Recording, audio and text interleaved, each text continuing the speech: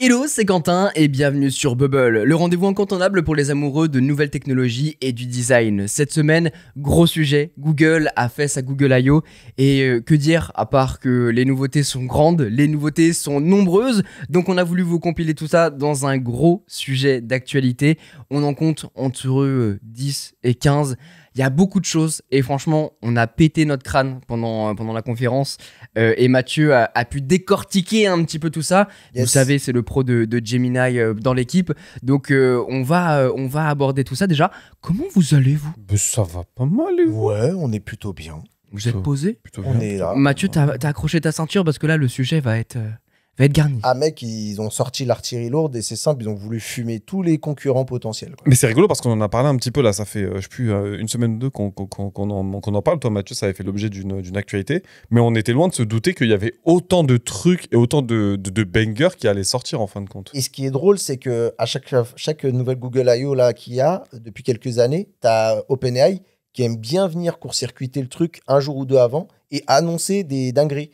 Là, si tu veux, le terrain de la bataille d'OpenAI ils ont annoncé, je crois c'est Coder, si je dis pas de bêtises, mais en Codex. gros, Codex, pardon, ouais, et qui est l'outil pour les développements. Et la bataille, elle se situe un peu là actuellement dans les boîtes d'IA. C'est qui proposera la meilleure solution pour les développeurs. Pour les intégrations, ouais, c'est ça, ouais. Entre ça et puis l'annonce qu'on vous a faite lundi entre la collaboration entre Johnny Ive et OpenAI justement pour travailler un produit, on est vraiment dans un bouleversement du marché où on voit l'IA devenir un petit peu matériel et s'étendre aussi sur le software. Ça va être bien intéressant, un gros morceau, Ouais. et c'est tout de suite sur Bubble.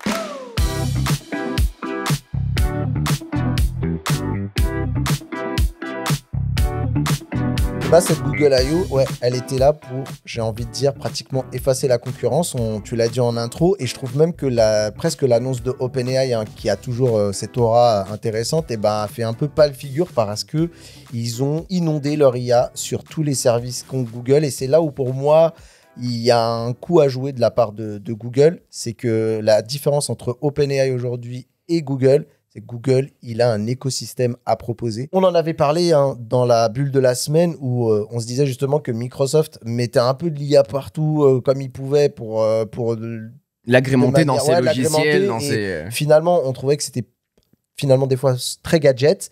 Là, Google, je trouve que c'est toujours très pertinent la manière dont ils instaurent ça. On va en revenir. Juste avant, je voudrais quand même vous parler que Gemini, c'était au cœur de cette Google I.O. Google I.O., qui est cette conférence dédiée aux développeurs.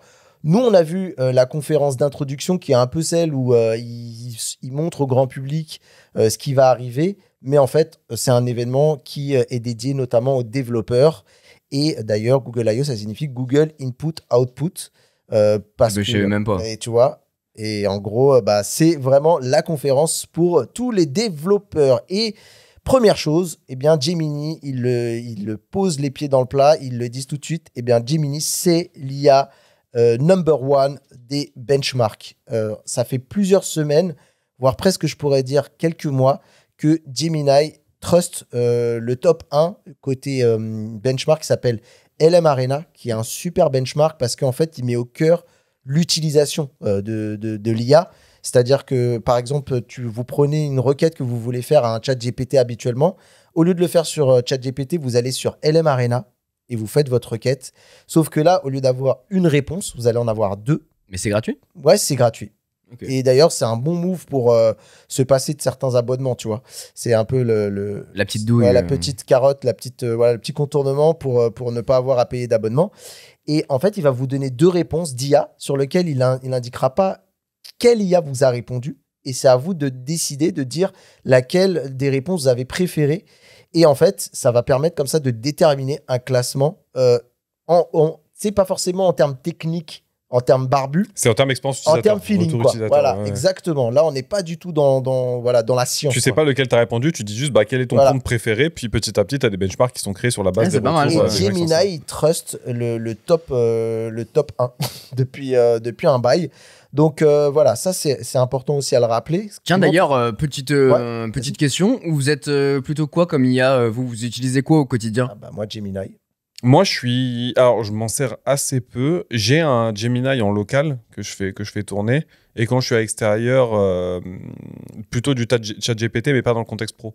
Ça m'arrive de m'en servir pour le podcast, mais en contexte pro, c'est beaucoup du Copilot parce qu'il est intégré avec tout Teams, etc. Donc, les comptes rendus de réunion, c'est beaucoup plus simple. Et surtout, c'est propre à l'entreprise, encore une fois, s'il vous plaît. Pour le bien de votre équipe IT et de votre cybersécurité, pitié, utilisez les trucs qui sont approuvés, pas de shadow IT, pas d'outils bizarres où vous allez mettre les données de la boîte. Bah écoutez, moi j'utilise.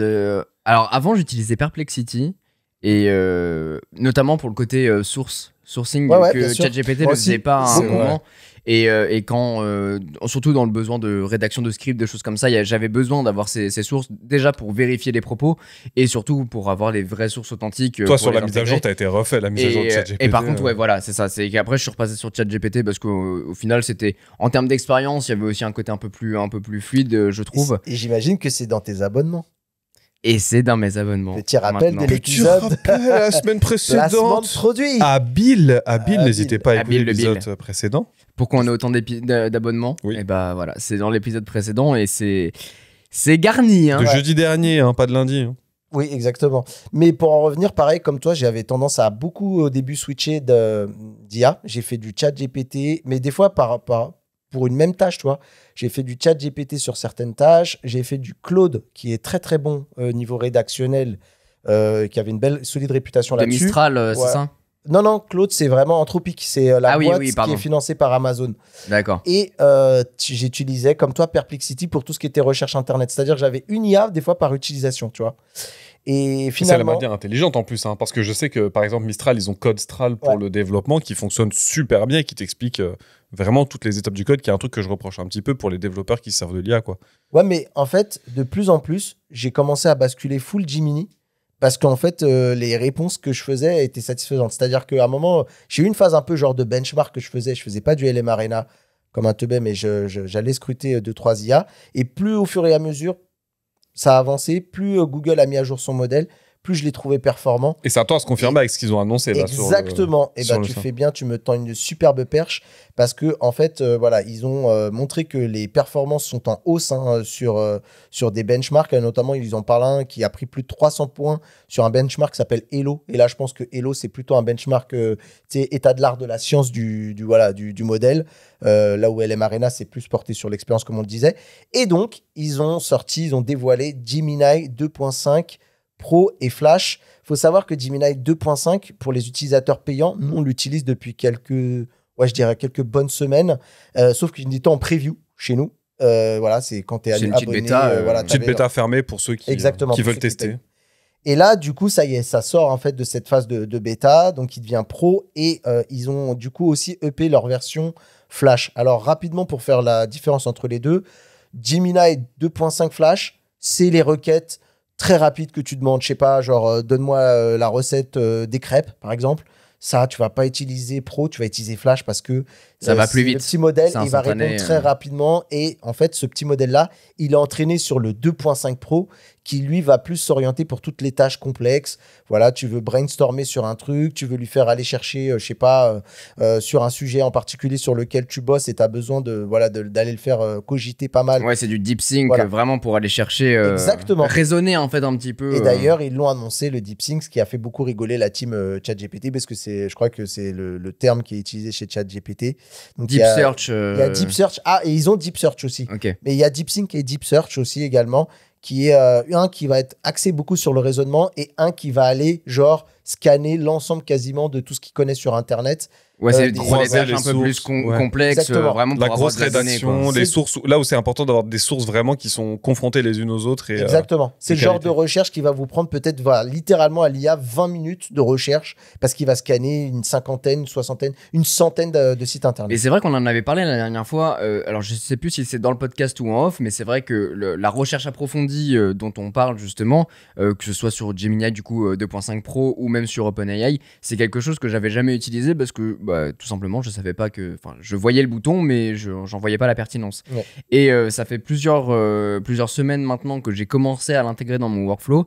Et putain. Tu fais le test? Est-ce que tu fais le test, genre le même prompt en raisonnement et pas en raisonnement? Enfin, en deep search et pas en deep search? C'est ça. En fait, je me rends compte qu'il y a beaucoup moins d'erreurs déjà. Ouais. Ça, c'est un truc qui me casse les couilles parce que naturellement, il va te donner des informations qui vont être erronées ou Il lui va te te demander confirmation, l'halluciner. tu vois. Il va te l'halluciner. Des fois, il va te sortir des Exactement. trucs qui sont jamais passés. Que ce soit des références ou bien des références de bouquins, des références sur des articles ou des choses comme ça, sachant que généralement quand je demande notamment une citation ou dans un truc comme ça dans un bouquin, c'est parce que je l'ai lu donc je sais précisément de quoi je vais parler, mais parfois j'aime bien avoir le numéro de page pour Oui. y retourner et il va me dire un truc dans un autre bouquin. Tu vois, au lieu de me dire, attends, mais j'ai un doute, est-ce que tu peux me reconfirmer, etc.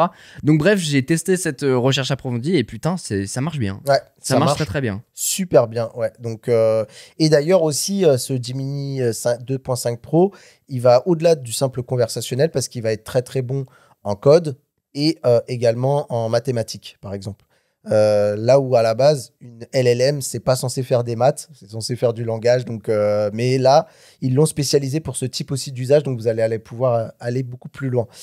Autre chose aussi également, une IA, ça marche, mais ça marche pas sans une bonne infrastructure. Et là aussi, Google, il tire un peu son épingle du jeu, parce que souvent, quand on parle d'IA, on a tendance à penser à Nvidia, qui vend des GPU, ces cartes, pour le raisonnement, pour entraîner les IA, et tu as toutes les grandes boîtes qui s'arrachent les cartes Nvidia avec la gamme H chez Nvidia. Et donc, tu as Meta, Tesla, et dès qu'il y a du stock, j'ai vu qu'il y a des fights de stock. Dès qu'Nvidia a du stock, ils essaient de passer en sous-marin pour leur dire tout ton prochain stock, là, tu me le gardes pour moi. Non, mais Et eux, ils envoient des ils tues, vivent quoi. la meilleure période de leur vie. Nvidia, je pense C'est que un régal. on hein. pourrait Putain. racheter un Et- pays maintenant Et je te très laisse largement. imaginer tes salariés chez Nvidia, tu sais, tu as toujours les plans épargne salariale où tu peux mettre de l'argent dans les actions que tu achètes moins cher comme tes salariés.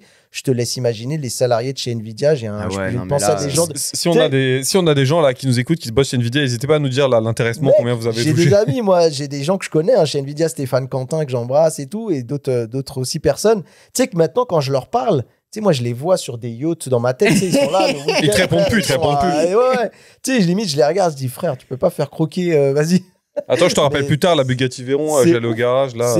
C'est ouf, mais j'ai cette vision-là même des gens Ah ouais, chez putain, non, Nvidia France. il se régale. quoi. Voilà, donc la régalade. Mais Google, c'est aussi, et ça c'est sa grande force, c'est qu'il n'est pas dépendant de Nvidia, tout simplement parce qu'ils sont au cœur de cette révolution. C'est eux qui ont inventé le Transformers, donc qui est la puce à la base du modèle de raisonnement de comment on fait raisonner, comment on agrège les données pour faire les IA.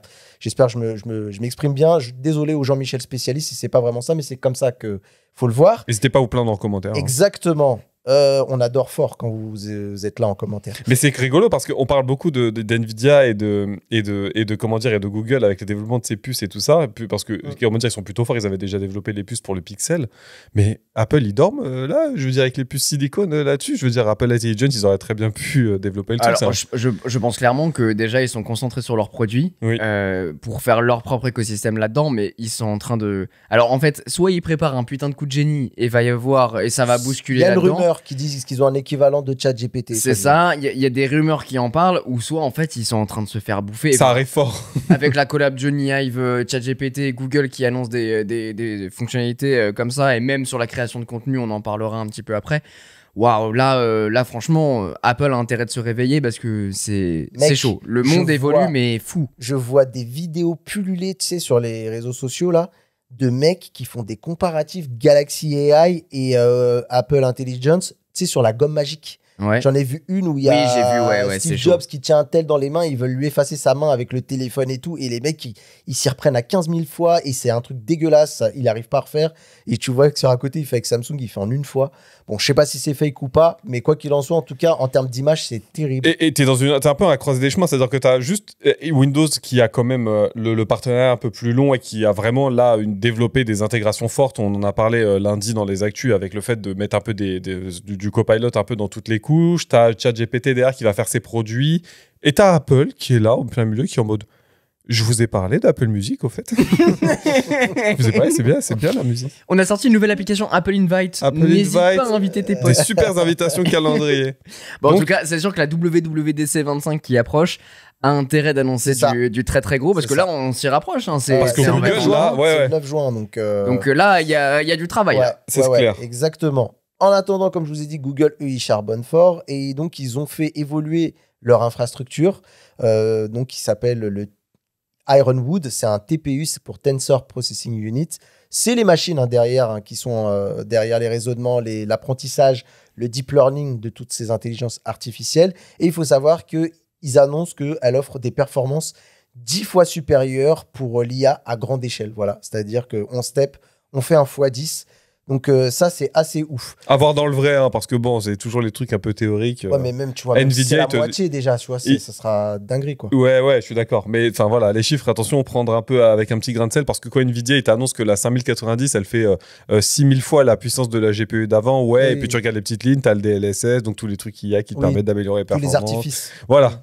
Donc, à prendre avec un petit grain de sel et faites-vous votre petit avis si vous avez l'occasion de comparer les deux puces. Avec des petits grains de sel, c'est pas avec des pincettes? Avec un petit. Ce qu'on dit avec des grains de sel et prenez les infos avec des pincettes. Tu m'emmerdes. Oui, Mathieu enchaîne. Tu sais que moi, j'avais un singe avec des cymbales sur la tête, on était en train de parler. Tu sais, ChatGPT est un peu rentré dans le langage courant, un peu comme à l'époque pour les plus vieux d'entre nous, parce que ça commence à être vintage. On Google sur Internet, tu vois, on fait une recherche sur Internet, on Google ou Googleiser des sujets. Et ChatGPT, c'est un peu devenu le mot fourre-tout pour l'intelligence artificielle. Tu parles à Micheline du métro, là, comme d'hab, là, bien sûr, la ligne 4. qu'on la big up. Et ben elle, si tu lui dis IA. Gemini ou IA, tu lui voilà, elle te répond ChatGPT. Et c'est rigolo. Là-dessus, il y a un truc qui est très rigolo. Quand tu étais très bon sur Google, tu optimisais ta recherche. Tu mettais les mots-clés, tu mettais Exactement. dans un certain sens. Tu utilisais même pour les plus gros geeks les Google Docs pour chercher genre URL 2 points pour chercher une info spécifique dans un site. Et les gens qui tapaient comment faire nanana en langage naturel, tu disais mais t'es con, c'est pas comme ça qu'on cherche. Et là on revient Et là, en arrière. on revient sur C'est-à-dire que maintenant les requêtes, tu vas devoir les faire en langage naturel pour avoir les meilleurs résultats. C'est le mec qui va faire justement les mots-clés dans le bon sens et qui va dire ah mais t'es con quoi. Mais t'es con quoi, tu crois qu'on est en 2024 la ou quoi? revanche de Micheline. Imbécile. Grave. Bah justement, parlons-en. Gemini aussi est là pour défendre son précaré, en tout cas d'essayer de ne pas se laisser totalement absorber par ChatGPT. Et il faut savoir qu'apparemment Google annonce qu'il y a plus de 400 millions d'utilisateurs actifs par mois, quand même. Bah écoutez. Ouais, je sais pas c'est quoi le comparatif avec ouais, ChatGPT. j'ai pas cherché. J'espérais que tu me poses pas la question. je cherche, je reviens. Ouais. En attendant, du coup, on va pouvoir rentrer un petit peu dans le cœur du sujet. Avant de faire, je vous propose d'ailleurs d'en faire un top et un flop sur les différentes annonces qui ont été faites. Et vous me dites, mais avant de rentrer dans ce petit jeu-là qu'on va faire ensemble, j'ai envie de vous parler de la recherche de Google. Parce que moi, j'en ai fait des vidéos sur ma chaîne et c'est un peu la grosse interrogation. Google a bâti son empire sur la recherche et sur le fait de pouvoir placer de la publicité. Voilà. La recherche sur le web, attention, on parle pas de recherche genre de la R&D, de la recherche et développement chez Google, même si c'est une grosse activité, mais c'est pas celle qui rapporte aujourd'hui. Non, on parle vraiment de la recherche web et que ce soit comment bien positionner son site internet avec le SEO et tout ça, payer Google pour être très très bien référencé. C'était une grosse manne financière. La Search Engine Optimization. Exactement. Et en même temps, le célèbre service qui permet de faire de la publicité, c'est de l'AdSense, qui permettait aussi à Google de bien gagner sa vie. Là, vu qu'on n'est plus sur des moteurs de recherche, mais qu'on bascule sur des moteurs de trouve, moi j'appelle ça des moteurs de trouve. J'aime bien ce terme. Parce que du coup, en fait, au final, quand tu tapes une recherche aujourd'hui, ou en tout cas quand tu tapes un truc sur l'IA, t'attends plus qu'on te ramène vers des sites, qu'on t'envoie vers un annuaire. T'attends à ce qu'on t'apporte directement une synthèse. L'information, et qu'on tu veux un résumé et qu'on te synthétise les choses, voilà, exactement. Donc là, il y a un gros challenge qui attend Google parce que comment on fait pour gagner de l'argent là-dessus?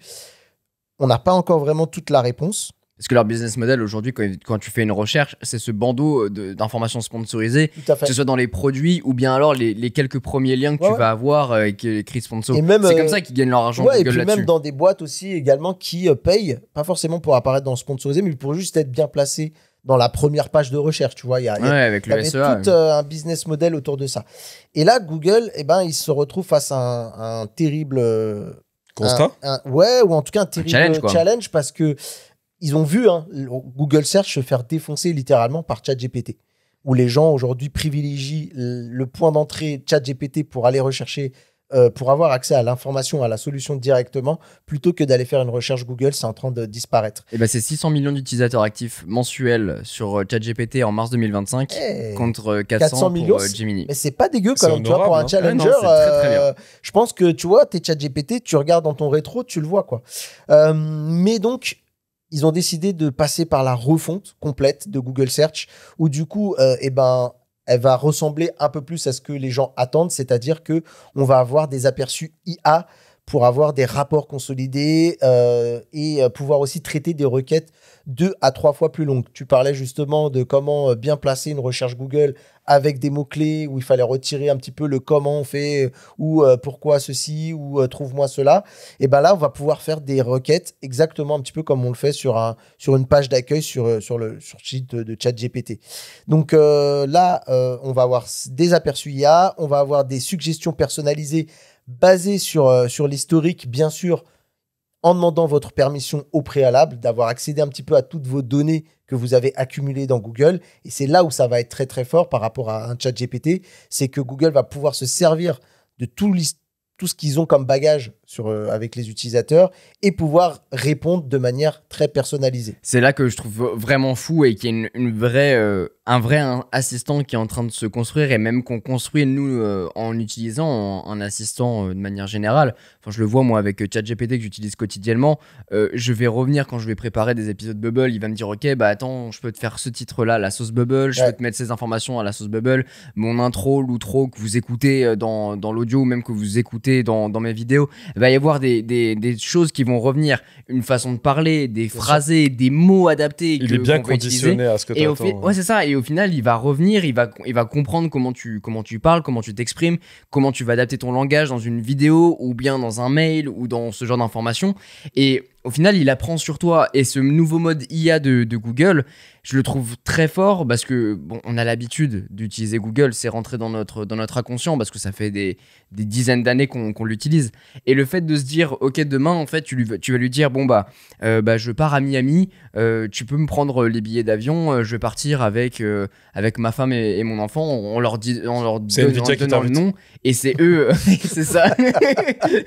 C'est les employés Nvidia qui m'invitent. Exactement. Et en disant le nom de tes proches, par exemple, tu dis ok, je vais à Miami avec Mathieu et Rewan. Et il connaît ton passeport, il connaît tes informations, ton adresse, il faut que tu aies un taxi à cette heure-là. Donc au final, tu as déjà limite tout est planifié parce que tu lui as demandé ton information, mais sauf qu'il a déjà tous les documents, il a déjà toutes les informations, donc tu vas juste échanger avec une personne. Et ça, je trouve ça assez fou, ce futur-là, et en même temps, ça fait peur parce que tu donnes tout, quoi. Ça fait un peu flipper. Tu livres tout. Ouais, c'est ça. En fait, c'est exactement comme ça qu'ils ont structuré leur slogan, en tout cas leur mantra autour de l'IA. C'est personnalise, proactive et powerful, puissante. Donc, on est exactement dans ce qu'on va voir là, typiquement, voilà. Mais je voulais revenir sur ce vraiment Google Search qui est un petit peu l'éléphant dans la pièce, qu'on voit pas, mais qui est pour Google un axe critique. C'est gros, voilà, c'est ça. C'est soit ils arrivent à changer, soit ils arrivent à vraiment transformer Google Search, soit il peut disparaître, et voire même eux peuvent disparaître. Ils perdent énormément de revenus, en fait. Ah ouais, c'est le domino qui fait tomber tous les autres. Ouais. Donc ça, c'était très, très important. Je vous propose qu'on attaque cette fois-ci. On rentre dans le cœur des produits qui ont été balancés. Le premier, moi, c'est un projet que j'ai adoré quand ils l'ont présenté la première fois, qui date d'il y a quand même 3 ans. Et c'était le projet Starline à la base, et qui devient aujourd'hui Google Beam. Ça y est, il passe du type, tu vois, du prototype, on va dire, du produit de recherche à la réalité. Un truc que le monde va pouvoir s'emparer. C'est donc cette fameuse technologie 3D qui est une plateforme de communication. Imaginez-vous un petit peu ce que vous faites sur Google Meet, en visio. Voilà, Google Meet ou sur Teams ou RIP, Skype, on en a parlé aussi également dans un épisode. Skype. Quoi qu'il en soit, la visio, mais next génération. Parce que là, on va carrément pouvoir avoir, via une cabine, un écran qui est... Je dis écran, mais en vrai, j'ai envie de dire cabine. Il y a un peu de profondeur, voilà, il y a exactement. un poil de profondeur. Et c'est ça, c'est typiquement ça, c'est d'avoir votre interlocuteur comme si vous le voyez en mode hologramme, avec une profondeur, avec une espèce d'ombre portée à l'arrière, et vous avez littéralement l'impression d'avoir la personne en face de vous, et c'est assez dingue avec tout ce qui va avec, spatialisation du son, etc.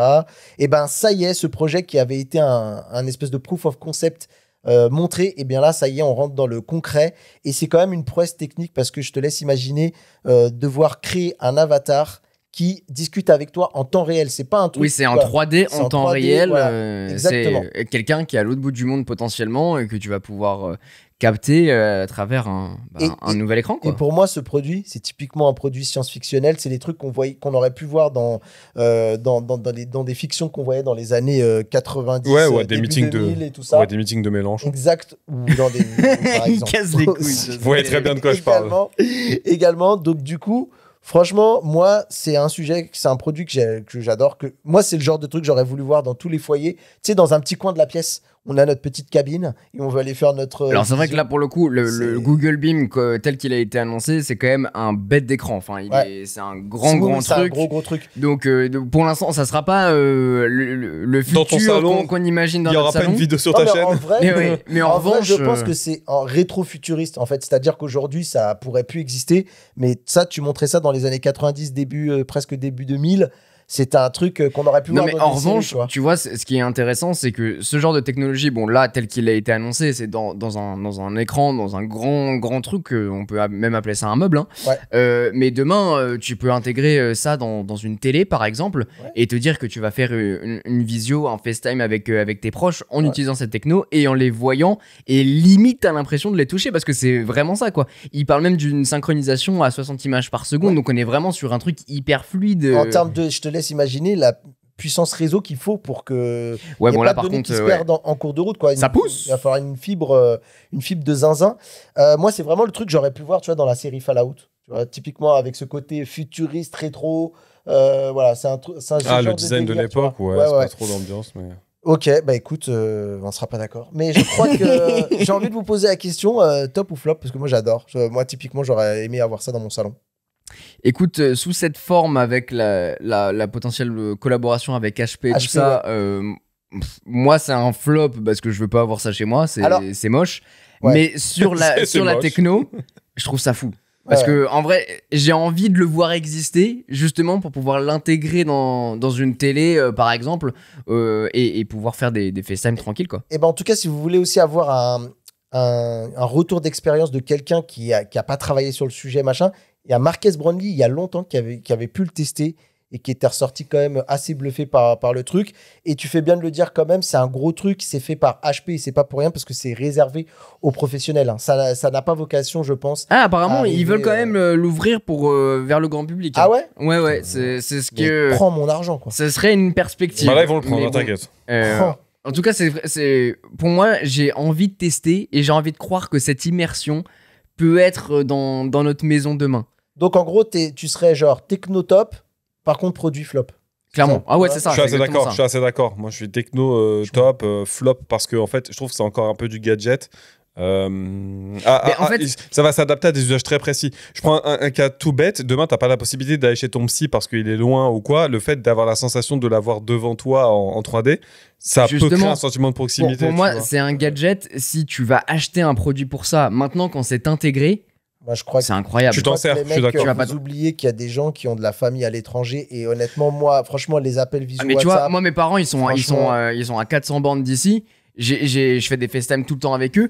Pouvoir les avoir et même limite les toucher parce qu'ils sont en 3D. Ok, mais je vais pas acheter un produit dédié à ça.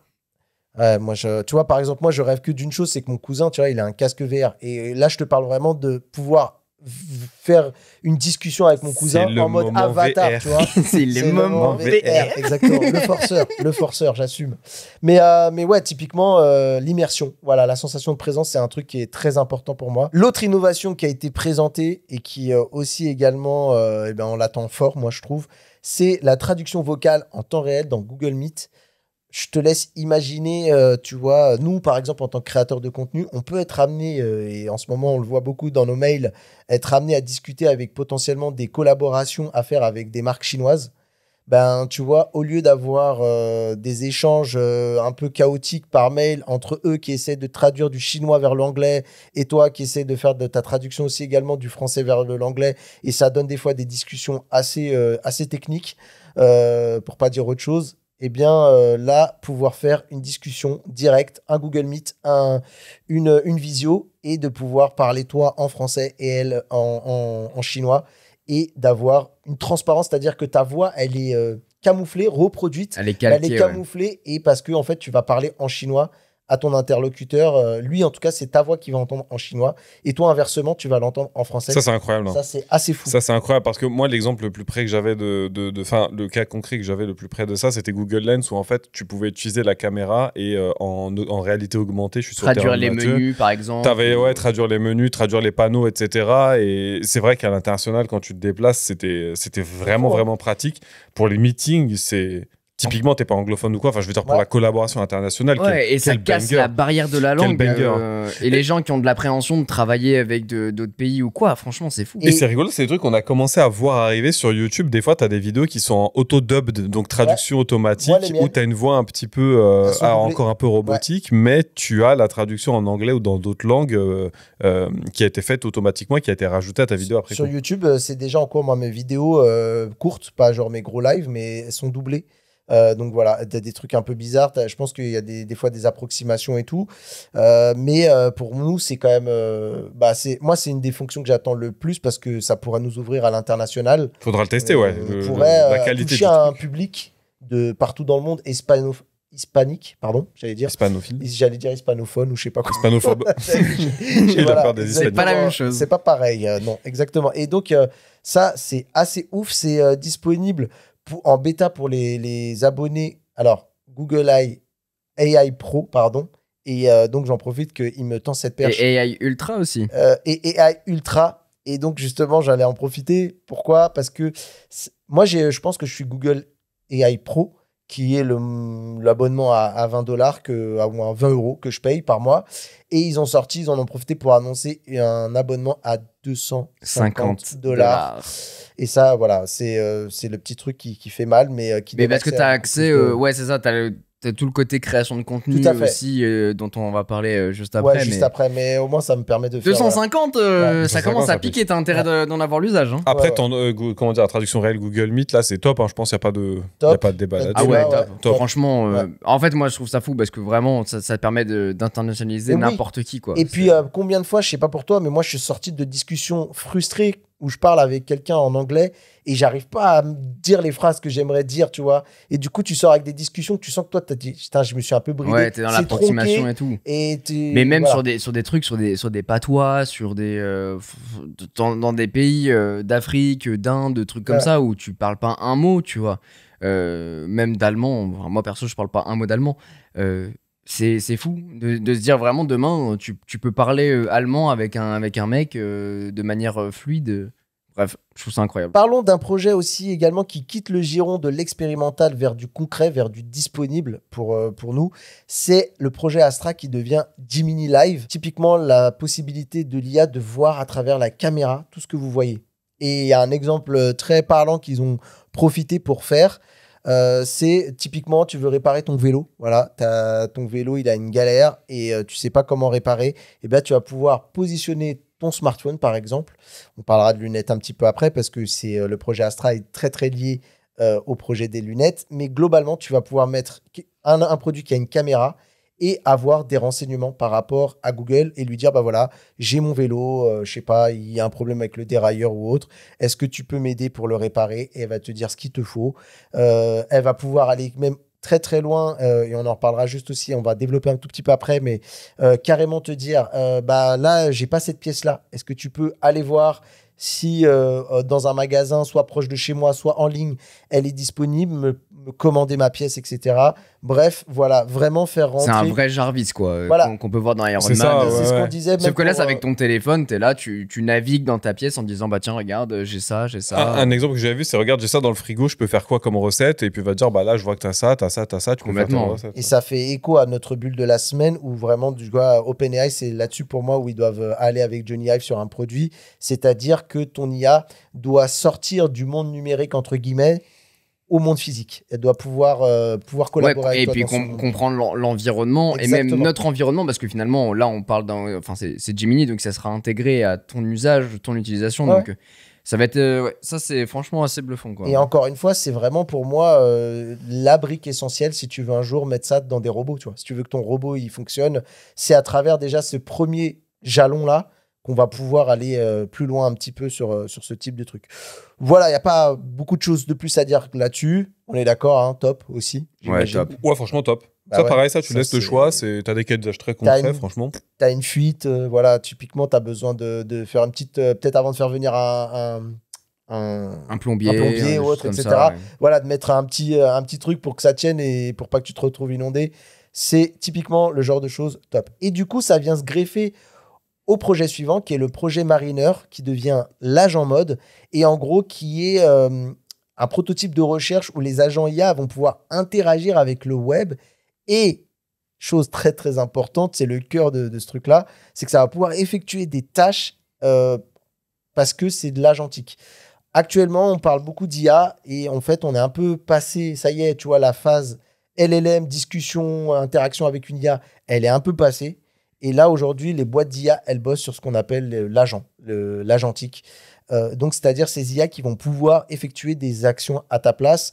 Il faut savoir que ce fameux donc, projet Mariner qui devient mode agent dans l'application Gemini, il peut effectuer jusqu'à 10 tâches simultanément et il va inclure aussi des fonctions comme enseigner et répéter des actions. Voilà, typiquement, tu vas pouvoir lui dire prends-moi une place je veux aller voir un match de basket ou un match de foot. Prends-moi une place. J'ai un budget qui est de temps. Et du coup, il va te dire, et tu dis, j'aimerais être sur les côtés parce que j'aime bien être sur les côtés. Et lui, il va faire, OK, il va faire tout ce travail pour toi. Il va dire, OK, ben voilà, j'ai trouvé la place. C'est dans ton budget. Et vas-y, let's go. Je te commande la place si c'est bon pour toi. Il y avait un T'auras plus qu'à exemple valider. de Google aussi qui montrait, par exemple, là j'ai envie de m'acheter une maison, trouve-moi des maisons dans tel coin pour tel budget, avec telle surface, etc. Et fais la recherche jusqu'à telle période. Ouais. Et du coup, il va faire la recherche jusqu'à ce que la date butoir arrive pour avoir du coup différentes offres qui pourraient s'adapter à ton usage, quoi. Pareil, fini de remplir des formulaires, tu vois, des trucs où tu n'as jamais été, et lui va pouvoir aller à ta place, il va pouvoir comprendre un petit peu et aller remplir tous ces formulaires-là pour toi. Justement, La petite déclaration d'impôt, voilà. faites pas Google. Ouais, vérifiez quand même, hein, vérifiez. C'est là qu'ils se trompent là-dessus. Bon. Et sachant que donc cet agent mode, il va être disponible sous forme d'API en fait de Gemini. Et en gros, c'est désormais compatible avec le fameux, on en parlait dans la bulle de la semaine, le MCP, le Model Context Protocol, qui est donc cette fameuse brique qui va permettre de te mettre cette fonctionnalité-là Cet interco, dans ouais. des applications tierces. Et en fait, il faut savoir que ce MCP dont on parle, ça a été créé par les gens qui sont derrière, on en parlait, de l'IA Claude, d'Anthropic. C'est juste eux qui ont standardisé un truc. Voilà. Et ce qui est cool, c'est qu'au lieu de se faire la guéguerre entre chacun en disant on va tous sortir notre truc propriétaire, comme on peut le voir genre dans la domotique, et ben là, ils décident de tous se mettre d'accord en disant OK, le MCP sera le standard pour la brique logicielle qu'on pourra intégrer donc nos IA. Et on s'est tous mis d'accord, ça va faciliter les choses de fou, quoi. T'en parlais hein, justement de cette fonctionnalité IA, de ce côté qui nous connaît bien, qui va répondre en fonction de notre ton, de nos habitudes, etc. Et c'est la force, on est tous sous Gmail, hein, je pense qu'on a tous un Gmail sur lequel on utilise. Eh bien, ça va être ces réponses qui seront à la fois intelligentes, celles qu'on peut avoir là. Tu sais, des fois, on a un bandeau Gemini qui nous dit tu veux que je réponde à ta place, et il répond de manière assez intelligente. Tu lui dis bah oui, tu dis oui ou dis non. Voilà, réponds ci ou ça. Et ben là, il va pouvoir justement répondre ça, mais de manière personnalisée, c'est-à-dire en utilisant tout ton historique que tu auras bien sûr donné l'autorisation au préalable, et il va pouvoir te faire des réponses personnalisées avec une réponse à la Quentin, à la Mathieu, à la Rewan. Et ça arrive aussi également. C'est l'amélioration de Deep Research. On a là, pour le coup, il faut quand même importer ces fichiers, c'est-à-dire que c'est pas encore interco avec Gmail et Drive. Là, mais ça arriver. va être. Ouais, ça arrive. Ça Là, arrive. c'est Là, c'est t'auras déjà plus le cas, besoin. mais il faut déposer tes fichiers. Après, tu auras juste l'interco et puis tu pourras lui dire j'ai perdu le rapport de tel mois, tu peux me le sortir et m'en faire un résumé. Moi, de ce que je comprends, c'est que non, t'auras genre vraiment, il va te dire salut, j'ai cette fonctionnalité-là qui est prête, est-ce que tu m'autorises à aller fouiller Oui, c'est ça. Ce que dans je dis, ton- c'est qu'à l'heure Ah, actuelle, tu pardon. es obligé d'importer les fichiers C'est ça. à la mano. T'as pas Oui. comment dire, la co à Drive et à Gmail n'est pas encore effective. Donc, ça. Ça, c'est. Par contre, quand tu as beaucoup de fichiers et tout, que tu bosses la journée sur énormément de documents, le fait de pouvoir dire sors-moi, je me rappelle plus de quel était je sais pas, le taux, le bilan du premier trimestre, sors-le-moi et fais-moi une Ouais, on analyse par récupère rapport à telle l'année. information C'est ça. que j'avais récupérée, il me semble, il y a 2 mois Dans un mail, et etc. tout. Ouais. C'est fou. Et lui, il va pouvoir et te faire ça. Et par exemple, si c'est une réponse que quelqu'un t'a demandé, une question que quelqu'un t'a posée, il pourra te générer ta réponse avec. Parce qu'il y a toujours ce côté. En vrai, c'est ça qui est fou, c'est l'anticipation, tu vois. C'est ça. Ah L'anticipation tiens, on t'a de demande. proposé un meeting à cette heure-là dans le mail. Tu veux que je crée l'invite dans ton calendrier, que j'envoie la réponse? Ouais, bah vas-y, go. Et parce que je sais pas pour vous, mais moi, il y a des fois où j'utilise l'IA parce qu'il y a des gens qui m'envoient des mails que je connais pas trop et c'est juste pour répondre très rapidement oui, non. Il y a quand même ce côté un petit peu honteux de dire ah ouais, est-ce que ça se voit pas trop? Moi, je fais souvent ce truc. Ah, ça se voit un peu que c'est l'IA qui a écrit le mail à ma place. Du coup, je me sens un peu mal à l'aise. Je dis attends. Alors attends, ouais, j'ai une anecdote là-dessus parce que franchement c'est fou. Ouais. Le fait maintenant de se dire oui, ok, t'es écrit comme l'IA. Il y a un truc tout bête. Moi j'ai placardé un mot dans mon immeuble parce que je fais Oui. partie du conseil syndical, bref, peu importe.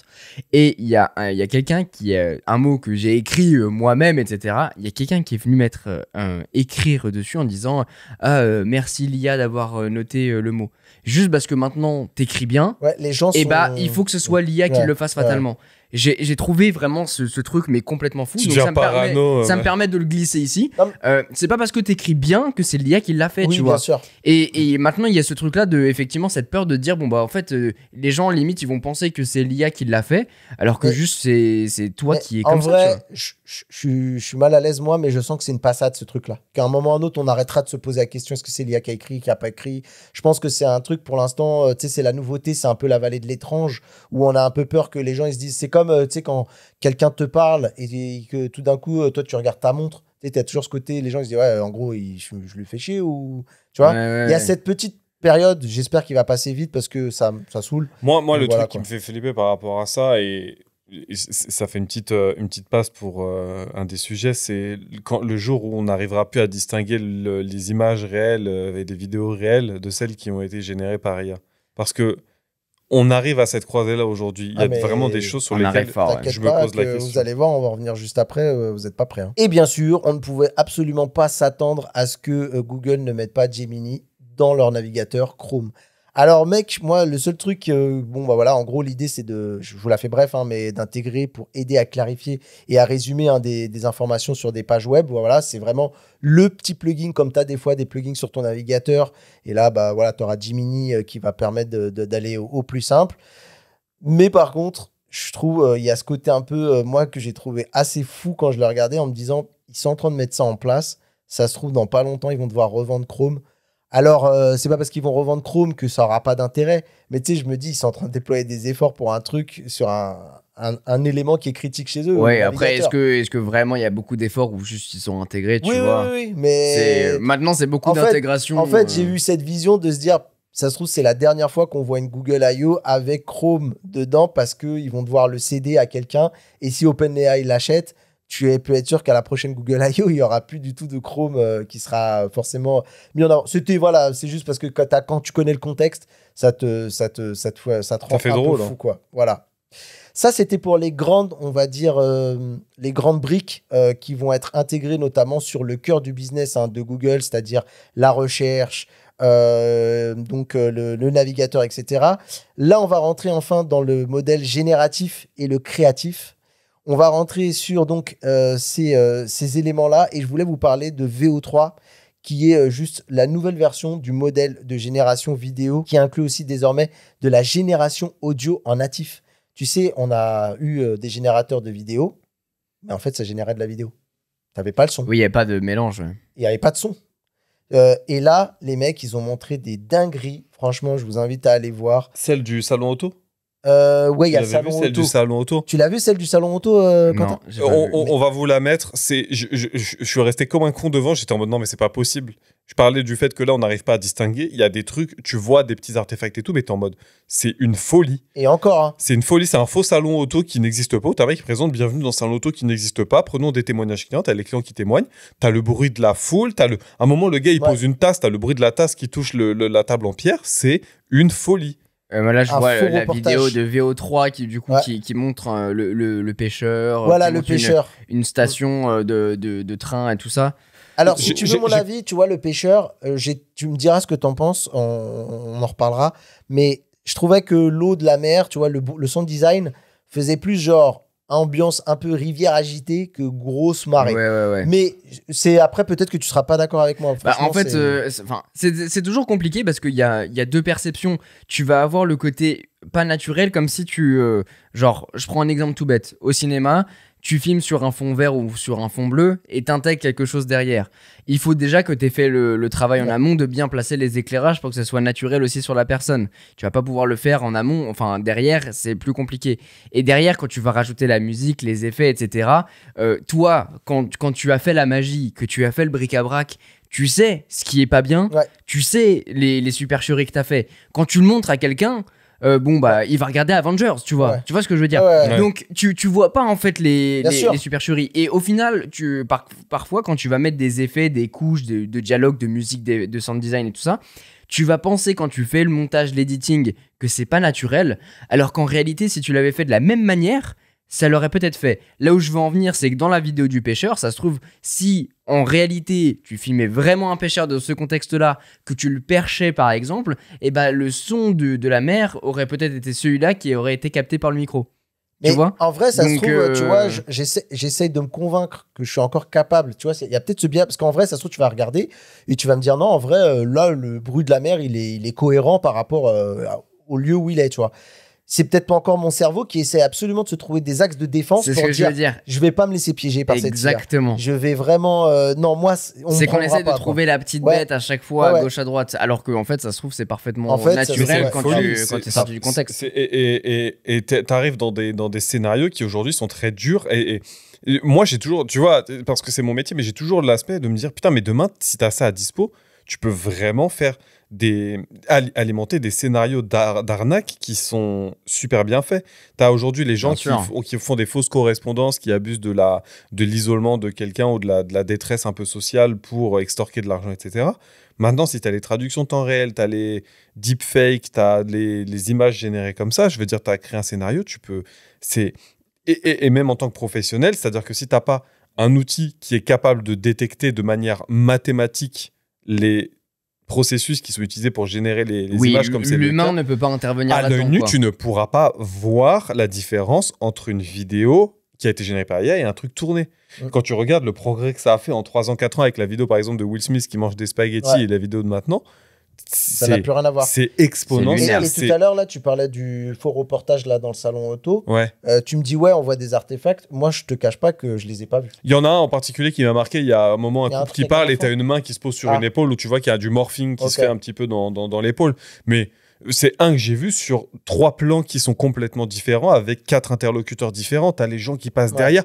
Avant, t'avais pas beaucoup de choses à l'écran. T'avais un truc qui était généré en fond et t'avais toujours des trucs un peu bizarres, des gens qui avaient pas assez de doigts, des mouvements qui étaient un peu erratiques. Là, j'ai regardé, alors je l'ai vu que 2 fois d'affilée la vidéo, tu la regardes, et même les gens qui passent derrière, etc., c'est vraiment bien fait.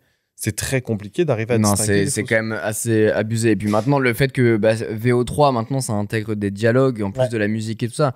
En fait, tu génères un truc avec du texte. Et tu vas voir, on n'a pas fini. Le texte, et du coup, est généré par Gemini, parce que tu as Gemini qui est derrière. Exactement. En fin de compte, pour générer donc toute cette partie plutôt textuelle, pour un script que tu vas derrière envoyer à VO3 pour faire la vidéo, le son et puis tout ce qui est bruit ambiant, etc. Et tu as Imagen. Imagen 4, ouais, qui est capable, donc du coup, qui est la dernière version du modèle d'image, qui est capable de gérer du texte, de la typographie de façon bien meilleure que les versions précédentes. Dans les images, attention. On parle de 10 texte. fois plus rapide, ouais. On parle dans les illustrations, etc. Exactement, genre si tu mets un panneau derrière, je sais pas, welcome tout quelque chose, il va vraiment bien te le faire et tout. Bref, là, ça évolue bien. Et là, les gars, on parlait de VO3, on était très impressionnés. Imagen 4 qui évolue dans le bon sens. Ils ont pris tout ça et ils ont créé un outil qui s'appelle Flow, qui est un outil de cinéma IA. Vous prenez tout ça, vous les mettez ensemble, vous les combinez et vous pouvez créer ni plus ni moins que des séquences comme des films. Et le pire, hein, parce que c'est là la difficulté, maintenir une cohérence. C'est-à-dire que tu vas pouvoir créer carrément des scènes où d'un plan à l'autre, tout va rester cohérent, le paysage derrière, la manière dont va se comporter tes personnages, etc. Et tu vas même pouvoir créer toi-même, comme un réalisateur, de dire comment tu veux ton plan. Un travelling, un zoom avant, un zoom arrière et tout ça. Et il va tout faire en conservant cette cohérence. Je pense qu'on va vivre Non, mais là, c'est trop. C'est-à-dire même, tu vois, là, je pense que ça, c'est Netflix est dans le viseur, tu vois. C'est-à-dire qu'un jour, peut-être, tu vas aller sur YouTube voir Jean-Baptiste Poquelin de la Nièvre qui va être là-bas, qui va avoir créé un film. Ouais, c'est ça. En fait, à la fois, Ou une série. je suis fasciné parce que c'est vraiment fort et ça peut permettre à n'importe qui, comme tu créer, l'exprimes, de créer. Et d'un autre côté, ça me fait un peu de la peine parce que ça casse aussi la magie que tu peux avoir en tournant, la magie du cinéma. Bien sûr. Sans remettre en question le fait que l'IA c'est pas bien, etc., pour lui taper sur les doigts. C'est juste le fait que voilà, en fait cette partie là c'est aussi une partie de l'artiste, et écrire un prompt, pour moi c'est pas encore un artiste, c'est une compétence, mais c'est pas une compétence artistique. Non, en vrai, moi là où je suis enthousiaste, je te rejoins complètement là-dessus, hein, et puis c'est un truc qu'il va falloir je pense que c'est un truc générationnel. Nous, je pense qu'on va faire partie des dernières générations qui vont être attachées à ce genre de choses. Et vu que nos enfants, on va les habituer à ça, eux, ils feront même plus le distinguo entre toi, ce que tu dis, tu sais, le côté artiste et le côté juste prompt. Voilà, c'est à nous de les éduquer en ce sens-là, quoi. Après, est-ce que c'est pas aussi, ça sera pas une manière de penser de vieux con? Tu vois, je le sais pas, tu vois, j'essaie de faire, vieux con. De faire l'introspection. Mais je suis d'accord. On parlait dans comment dire, de par exemple la relation avec les doubleurs, etc. Tu sais, le fait que t'as maintenant, avec tous ces modèles de génération, lundi on en parlait. Ouais, c'est ça, t'as le modèle, t'as comment dire, les IA de génératives qui sont utilisées de plus en plus dans, on parlait de la traduction, mais du doublage et dans les métiers de comédien en fin de compte. Et en fait, faut pas que pour moi ça devienne une menace sur les métiers qui existent aujourd'hui et qui nécessitent de s'exprimer artistiquement, tu vois. Le fait, tu peux faire, même si tu fais un film de la qualité d'un Nolan, d'un Scorsese, de ce que tu veux, si c'est full généré par IA et que l'IA elle a beaucoup travaillé et que toi tu as fait un beau prompt qui t'a ressorti un résultat qui est correct et qui est comparable à un grand film de réalisateur connu, c'est pas la même logistique. C'est pas le même magie, t'as pas réuni les gens, t'as pas filmé. C'est un peu le délire du fait main et du industriel, peut-être. On aura peut-être ce truc-là, tu vois. Un petit peu, ouais, c'est vrai, t'as raison. Par contre, moi, ce qui m'excite, entre guillemets, ce qui me fait plaisir d'avoir ce genre d'outil-là, c'est que je te parlais tout à l'heure, tu vois, du fameux Jean-Baptiste Poquelin, hein, alias Molière des temps modernes. T'as peut-être un mec perdu dans sa pampa ou peu importe, qui a une idée de ouf, mais qui est pas capable de la réaliser parce que pas de budget, pas le machin Bien sûr. Tout.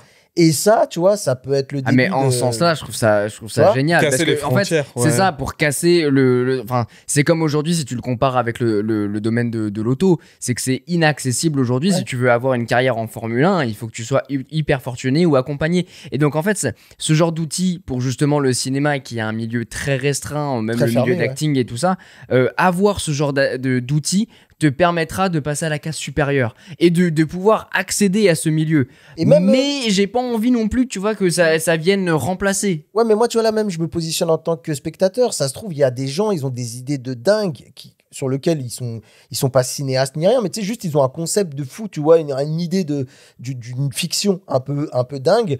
D'en faire un mini-film de 15 minutes avec de l'IA bien prompté et bien amené, et parce que le gars, je sais pas, il est doué pour faire de la mise en scène, on va peut-être découvrir des dingueries, tu vois, comme un peu aujourd'hui, on découvre des séries sur des concepts, tu vois, Severance, trucs comme ça. Il y a des mecs, peut-être, ils ont des délires qu'on connaît même pas encore. Ça, c'est cool, tu vois. Après, je suis d'accord avec toutes les implications dont tu parles, je suis d'accord. Mais il faut pas se fermer la porte sur des trucs bien sûr. qui pourront être ouf. De toute façon, c'est là. et on peut pas je veux dire, on peut pas arrêter le C'est traitement ça, en marche. il faut y aller dans tous les cas. Donc, Mais et après, c'est comment on va s'emparer de ça, qu'est-ce qu'on va en faire et comment on va essayer de donner une place à tout le monde entre l'artiste fait main, comme on dit, et le truc un peu plus industriel, tu vois, ton plat que tu as acheté industriel, voilà. Voilà. C'est par rapport à ça, Flow et du coup toute la stack d'outils de Imagen, VO et Gemini, est-ce que tu sais dans quel abonnement ça se... c'est ça dans Ça va être justement. ça va être le Ultra, je crois. C'est ça, c'est AI Ultra 250 par mois. Ouais. Ok, et c'est quand même un ticket d'entrée. Ouais. Ça va être accessible plus tard, Mais je pense. que ça va mais- se démocratiser. Il y aura sans doute des baisses de prix. C'est comme tout, il faut que la techno elle redescende et ça va réussir à s'amortir. Mais Ça, quoi pour qu'il en moi, soit- c'est top sous condition, tu vois. Ouais. C'est top sous condition. Tu sais, de la même manière qu'aujourd'hui, tu es obligé de dire quand une image est photoshopée ou quoi, je pense que c'est important de garder la Bah, notion t'as les que t'as de plateformes qui l'IA. essayent. Nous, Ok. sur YouTube, on nous demande de cocher une case si on Si a c'est fait un truc généré avec par IA, ou pas. Tout à fait. Je pense que malheureusement, on est un peu une génération qui allons avoir un petit peu, qui allons regarder ça d'un œil très. Je pense que ce qu'on se rend pas compte, c'est que les futures générations, elles vont embrasser le truc et qu'elles vont nous regarder un peu de manière chelou. Voilà, je dis pas que. En c'est fait, ce que je souhaite, hein, mais- C'est au-delà de ça, parce que je comprends très bien là où tu veux en venir. Moi, je me pose vraiment la question de jusqu'où ça va aller et quelles en seront les mauvaises dérives. Je comprends, tu vois, que la prochaine génération puisse kiffer, que Ils vont ça s'empa- apporte et un ils vont vrai s'emparer de plus. ce truc-là, tu vois. Qui vont bien sûr l'adopter, comme certains le font déjà aujourd'hui. Mais simplement, il faut pas renier les métiers artistiques et j'aimerais pas qu'ils soient Non. délaissés. Alors Mais autant, est-ce- tu vois, se servir de la robotique pour casser des tâches que l'humain n'est pas censé faire, ok. Mais le côté artistique, c'est justement l'évasion. Ce que tu retrouves pas du coup avec ces IA-là. Et il y avait C'est la pas de très- l'évasion, c'est juste de la création Mais en masse, oui, tu mais vois. rappelle-toi que cette création-là, elle sera née d'un humain. Quand je te parlais de concept de mec qui a pas. Ouais, mais c'est tu pas la vois. même chose, quand même. C'est Moi, je pense que. tu vois tu vois non mais là où je veux en venir, c'est que pour moi t'es pas un artiste si tu sais bien prompter. C'est ça. Mais j'ai envie de t'emmener sur un débat très rapide, mais c'est un peu ce que moi j'entendais quand j'entendais certains journalistes dire les youtubeurs c'est pas des journalistes ou c'est pas des, tu vois, c'est un peu genre ils méritent pas leur place qu'ils ont ici, tu vois. Là, je suis pas. Pour moi, c'est incomparable. C'est-à-dire qu'un YouTuber, t'as quand même la caméra, t'as quand même la production, etc. T'as de la création. C'est le débat de eux, c'était tu regardes quelqu'un jouer un jeu. Pourquoi tu joues pas au jeu à Et même c'est toi-même une question de réputation de bah pourquoi C'est un pas- gosse de 17 ans va pouvoir se mettre à un événement alors que moi ça fait 15 ans que je suis dans le métier. C'est pas de la, comment dire, c'est pas le même rapport. Et puis là, pour le coup, là, c'est vraiment le discours, c'est très exagéré, mais c'est le vrai discours du vieux con. C'est-à-dire que le fait, les gens comprennent pas le fait que tu puisses regarder quelqu'un jouer à un jeu, mais tu peux avoir le même débat sur le sport. Bah, tu regardes quelqu'un faire du foot, va faire du foot, tu vois. Ou tu regardes quelqu'un, je sais pas, faire un marathon, va faire Mais- un marathon toi aussi. Tu salues la performance, ou alors tu regardes la personne réagir à un certain type de contenu, une certaine frustration, ce genre de choses. Mais est-ce que Pour- là, ouais, vas-y. Pour la partie artistique, si tu as fait un beau prompt et que tu as géré une belle œuvre d'art Et avec les l'idée faux traits de aussi. pinceau, etc., c'est mais- pas toi qui l'as fait, c'est pas toi qui maîtrise le coup de pinceau, tu vois, c'est pas pareil. Tu peux pas comparer des livres qui ont écrit à l'époque qui ont nécessité une certaine réflexion, une toile de maître que le mec a mis des années à faire, à quelqu'un qui a fait un prompt qui ressemble bien parce que l'IA elle a appris des précédentes expériences, tu vois. Oui, mais ouais, moi j'étais plus dans le domaine des fictions, des choses comme ça, où bah, voilà, tu peux pas faire jouer des acteurs parce que t'as pas les moyens techniques pour les Mais là, caméras. je suis pour d'accord moi- avec toi. Est-ce pour que moi, c'est une l'artistique va pas première- se... Pour voilà. moi c'est une première porte pour s'ouvrir et dire voilà regardez j'existe, mes idées c'est ça. Tu peux pitcher quelque chose avec. Ouais. Tu peux Moi, arriver avec une maquette assez concrète. Est-ce tu que vois. l'artistique va pas se transformer en côté purement émotionnel et c'est la personne qui va sortir un truc de sa tête? Bon, après, il faut savoir que les IA vont à un moment ou à un autre tenter de générer des trucs elles-mêmes. Tu vois, je vois bien des gens qui vont élever des fermes d'IA à générer du contenu. Il y aura aussi cette dérive-là. Je sais pas. Je pense Ça que va ça être, sera surtout pour la production de masse. Où là, tu veux avoir un truc canon. Oui, Une oui, bien publicité sûr, bien sûr. canon en 2 secondes, ça y est, c'est fait, c'est généré. La dernière fois qu'on en avait parlé, je sais plus, c'était dans un épisode il y a longtemps. Pour moi, je t'avais dit, j'avais donné la phrase, c'était en fait, l'IA s'est créée et je veux qu'elle existe pour me remplacer des tâches que j'ai pas envie de faire. C'est-à-dire, je veux être plus productif Oui. au travail, je veux qu'elle Je m'aide suis à faire d'accord. mes courses, machin, mais je veux pas qu'elle me remplace dans les choses que j'aime faire. Si j'aime lire un livre, que j'aime écrire des poèmes, que j'aime faire de la peinture, que tu vois, que j'aime écrire des histoires, je veux pas que l'IA me prenne cet aspect-là créatif, Oui, qui sont les choses que j'apprécie. Ouais, après, Qu'elle peut t'assister, je suis tout à fait d'accord avec toi. Il y a pas la de débat. voiture a remplacé le cheval. Ça n'empêche pas qu'il y a des gens qui aiment faire du cheval et qui vont en faire d'un côté récréatif. Mais il n'y a tu pas vois. un côté artistique, tu vois. T'es pareil, Oui. la radio a été remplacée par la télé, c'est pas pour autant que tu as des gens qui écoutent pas la radio, c'est différent. Tu as des gens qui préfèrent, c'est pas adapté à toutes les situations. C'est pas simple. Ouais. De toute façon, on est au cœur de cette transformation. C'est clair. Et nous, un on est débat, vraiment dans le réacteur. Et en vrai, moi, j'essaie. En fait, c'est pas que je suis pas d'accord avec vous. C'est que moi, j'essaie de me projeter. Et je Bien pense sûr, que, ouais. tu vois, si on réécoute cet épisode-là dans 20 ans, On va se dire, Peut-être. putain, quelle bande de cons. Quelle bande c'est un peu ça que vieux nazes. je C'est me possible. pose comme question. Mais parce voilà, qu'on a c'est- aussi l'œil de se dire, on veut protéger ce qu'on connaît, les métiers qu'on connaît. Et ce qu'on apprécie finalement. et comment dire, t'apprécies pas que le contenu, t'apprécies le chemin qui a amené vers le contenu, tu vois. Quand Tom Cruise, il fait ses cascades et que tu sais que dans Mission Impossible ou dans ses films, le mec, il réalise même ses trucs, c'est fou. Alors qu'il aurait pu le faire en fond vert, ça aurait été plus sécuritaire et tout, mais tu salues une performance.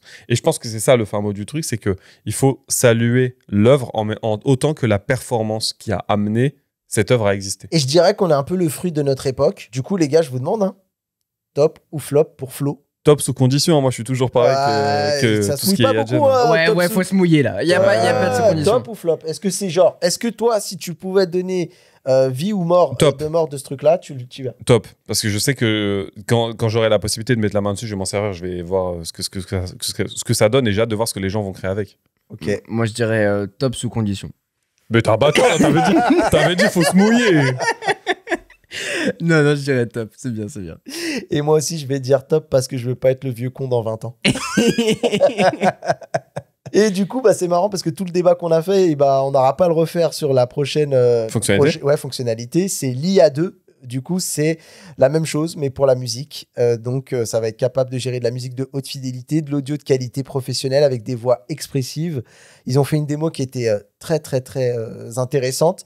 Donc, les amis, je vous propose qu'on ne refasse pas le débat. Mais par contre, moi, je peux vous dire que c'est directement pour moi un top.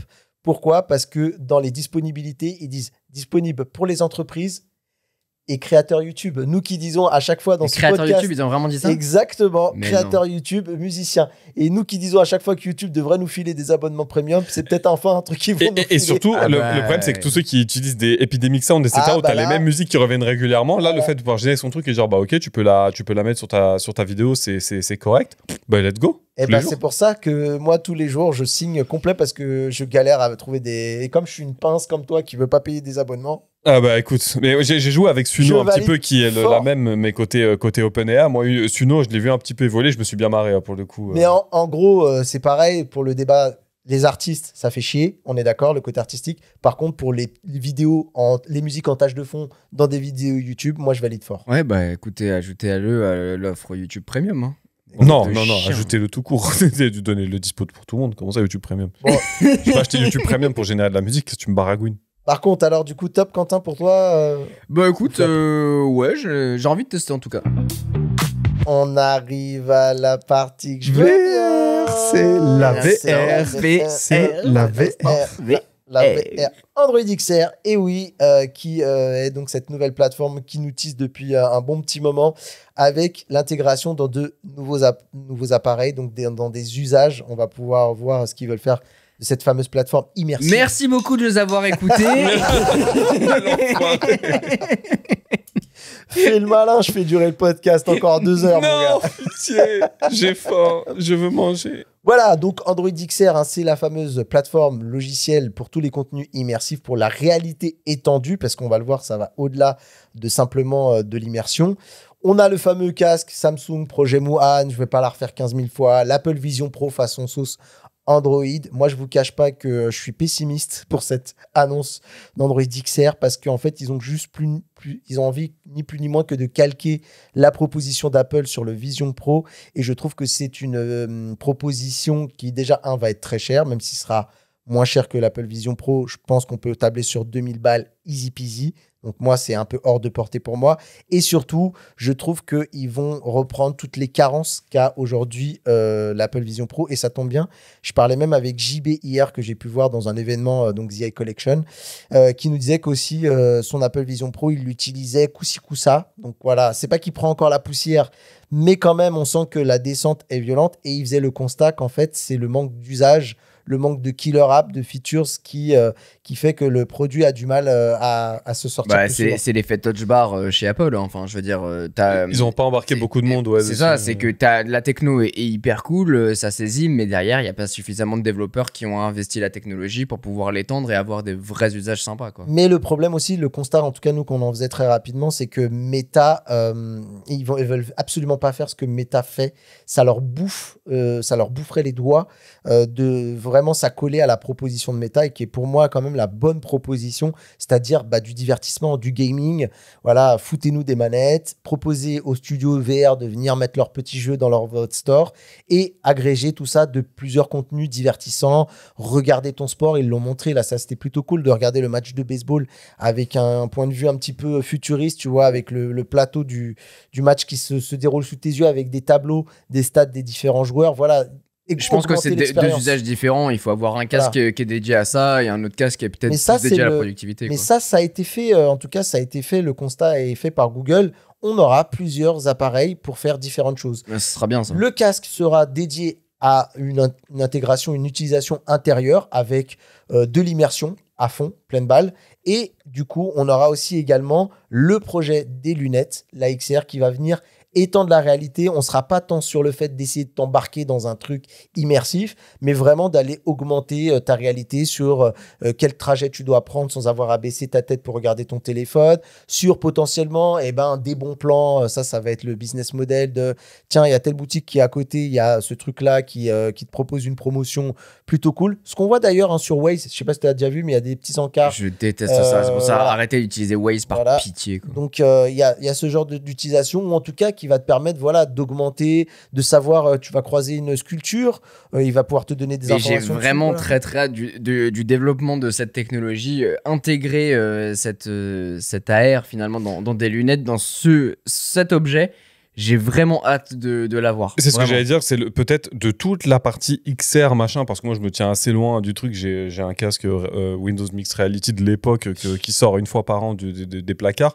La partie lunettes, ouais, mais enfin c'est adapté à mon utilisation aussi. Ouais, la partie lunettes et réalité augmentée, en fait, il y a tellement d'usages concrets que je me dis, mais quand ça va sortir, mais ça va tout détruire. À la limite, le smartphone, tu t'en auras pratiquement plus besoin. Et en vrai, j'ai envie de ce monde. J'ai trop envie. J'ai envie de ce monde. Moi, j'en ai marre de voir un monde où on marche la tête baissée parce qu'on fait que regarder notre téléphone. Donc, au moins. Maintenant, tout le monde aura des lunettes. Voilà, exactement. Ouais, mais en vrai, trop bien. Sachant que je te parle, et puis en fait, dessus, je suis en train de regarder ma série Netflix. Tu sais, toi, tu le vois pas. C'est encore plus triste, je trouve. Alors, ils ont signé des partenariats parce que du coup, je sais que Google a tout tenté pour essayer de s'accaparer les faveurs de Ray-Ban. Mais Meta a dit c'est chasse gardée, poteau, c'est ma meuf, c'est pas la tienne. Donc, ils ont pris des actions fortes chez la maison mère de Ray-Ban, que je citerai pas parce que j'ai galère à le dire. Là, ici, Google signe avec Gentle Monster, que tu m'as dit que tu connaissais plutôt bien, qui est une marque coréenne assez en vue, on va dire. T'as vu, jeu de mots, les lunettes en vue. Enchaîne, s'il te plaît. Et Warby Parker aussi également, qui a signé un partenariat que je connais absolument pas en termes de marque de lunettes. Et je crois que là, c'est un peu plus, on va dire, une marque moins connue. Alors ouais, non, ça c'est vrai que je connais pas. Gentle Monster, sud-coréen et tout, ouais, mais sinon... Ouais, parce que nord-coréen, bof. Ah oui, bah évidemment, oui. Et un des derniers acteurs aussi sur lequel qui n'a pas été beaucoup évoqué, mais qui est important pour moi aussi, c'est XREAL. XREAL, qui sont ces fameuses sociétés qui proposent déjà de faire des lunettes avec la possibilité de brancher, par exemple, ta Switch. Tout ce qui est capable d'avoir une sortie vidéo, tu vas pouvoir le mettre pour pouvoir avoir un affichage un peu plus tête haute. Ouais, mais t'es à la frontière de la VR et de l'AR parce que t'as quand même des écrans devant sur ces lunettes-là. En fait, oui, mais c'est vrai que je suis un peu réducteur de côté XREAL. Il y a vraiment un peu d'AR. Ils ont vraiment développé des trucs avec de l'AR. C'est toujours couplé aussi avec des appareils. Tu sais, tout n'est pas dans les lunettes, ce qui fait que ça permet de garder un form factor idéal. Et d'ailleurs, hein, j'en profite, mais ces lunettes sous Android XR qu'on a pu voir lors de cette Google I.O., elles tournaient via l'aide du téléphone. C'est pas tout est intégré. D'accord. Tu auras toujours un téléphone dans la poche. Et j'ai envie de dire, c'est pas plus mal. Ça sert à rien de faire les forceurs, d'essayer de voir 3 coups d'avance, alors qu'en fait, ça a mal marché. Bah ouais, c'est Tu vois. clair. Autant le faire avec le compagnon du smartphone. Pour nous, en tant qu'utilisateurs, ça nous fait une transition en douceur si un jour les lunettes peuvent remplacer. Ouais, et puis dans tous les cas, demain, ils sortent ce produit-là, tu vas pas faire la rupture et t'éloigner de Non, ton non, c'est ça. téléphone. Exactement. c'est ça. Et de toute façon, technologiquement, c'est juste pas possible. C'est Bah ça. ouais. Donc, je suis très content qu'ils y aillent pas à pas et qu'ils fassent pas les forceurs. Donc, voilà. Mais X-Wheel, c'est un acteur que je trouve plutôt intéressant. Donc, qui a vraiment déjà, lui, le côté informatique embarqué, tu vois. Vraiment le spatial computing vu des lunettes. Donc, du coup, c'est bien. Ils étaient pas très bons, entre guillemets, ou en tout cas, ils étaient moins bons en logiciel. Ils laissent venir Android XR, tu vois, Google, qui a une très bonne expertise là-dessus. Je trouve que c'est bien. Les constructeurs, faites le matos et laissez ceux qui font du logiciel le faire du mieux possible. Donc ça, c'est cool. Malheureusement, alors, on a des promesses, notamment pour le projet One aussi, pour le casque VR, qui est censé arriver cette année, sauf qu'on est déjà en mai et qu'on n'a pas de date. Donc, ça pue le report, moi je pense. Et pareil pour les lunettes, tu vois, ils nous ont montré les lunettes, mais on ne sait pas qui est derrière la construction de ces lunettes. Sans doute Google, mais du coup, on n'a pas vu de marque et tout ça pour dire « Hey, regardez, je sais pas, les nouvelles lunettes conçues par, comment ils s'appellent les mecs là Gentle Monster, par exemple. Et voilà, on vous montre le prototype aujourd'hui. Le produit sort dans 3 mois, 6 mois, 4 mois. Là, on n'a rien de tout ça, pas de date, pas de prix aussi également. Donc voilà, mais il y a déjà des prises en main et apparemment, de ce que j'ai vu, les prises en main ont plutôt enthousiasmé les journalistes qui ont pu les tester. Et notamment, un dernier point, tu vois, sur l'utilisation des lunettes, c'est que tu n'auras pas forcément à devoir baisser la tête parce que, encore une fois, tu sais, c'est pas genre, tout l'affichage ne sera pas sur les verres. Ça sera sur une petite zone. Et le mec disait, j'avais un peu peur de devoir loucher pour regarder l'écran dans les lunettes. Et apparemment, c'est pas le cas. Tu as juste à baisser un tout petit peu la tête, comme tu le ferais pour un smartphone, par exemple. Et du coup, il dit que c'est plutôt naturel. Et c'était assez enthousiasmant. Donc voilà. On revient un peu sur on revient un peu sur la critique que j'ai faite. Tu sais, je sais plus quand est-ce qu'on en parlait, mais on avait parlé de Vivatech ou un truc comme ça, ou des salons où tu avais beaucoup de logiciels maintenant. Tu n'avais plus la magie de l'époque où tu avais tout le monde qui sortait son robot, son truc et tout. J'ai l'impression qu'on revient un petit peu à ces choses-là. C'est peut-être boosté par l'IA, c'est peut-être boosté par les développements qui sont faits pour essayer d'assurer la transition avec le smartphone ou peut-être le catalyseur du métavers à l'époque. Franchement, moi, ça retourne dans une période où j'aime bien. Ouais, j'aime bien où t'as du palpable. On est arrivé à une certaine maturité de l'IA en termes de software. Maintenant, ils voient que ça a besoin de s'adapter à notre usage, à nos habitudes. Ouais. Bah, je pense qu'on a cette IA et là, l'étape, c'est de dire on les met dans quoi ? Dans quel produit ? Ok, le smartphone, c'est bon, c'est vu. Autant les PC, bah voilà, c'était une évidence. Ok, maintenant, vers quoi on peut l'embarquer ? Et je pense que, du coup, le rêve ultime, c'est d'atteindre la robotique. Mais du coup, vous, Android XR, top ou flop ? Bah, flop, flop, non, top. Franchement, non, j'ai hâte de voir les lunettes.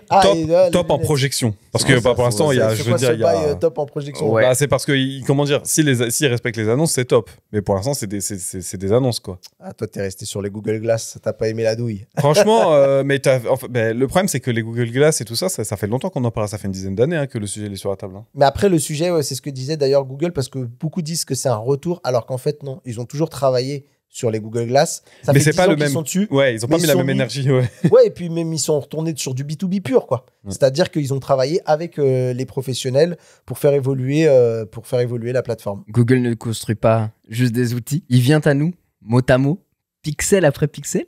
Qu'est-ce qu'il raconte, lui, là ? Pourquoi il fait le philosophe ? Écoute, on essaye. En tout cas, on arrive sur un demain plus fluide, plus proche, plus humain, malgré tout. C'était très cool d'avoir un petit peu ce récap de la Google I.O. Beaucoup de choses ont été dites, beaucoup d'annonces. Pour le récap. Merci Mathieu pour le récap. Est-ce que tu vas faire une vidéo ou t'en as déjà fait une à ce sujet ? J'ai pas encore fait.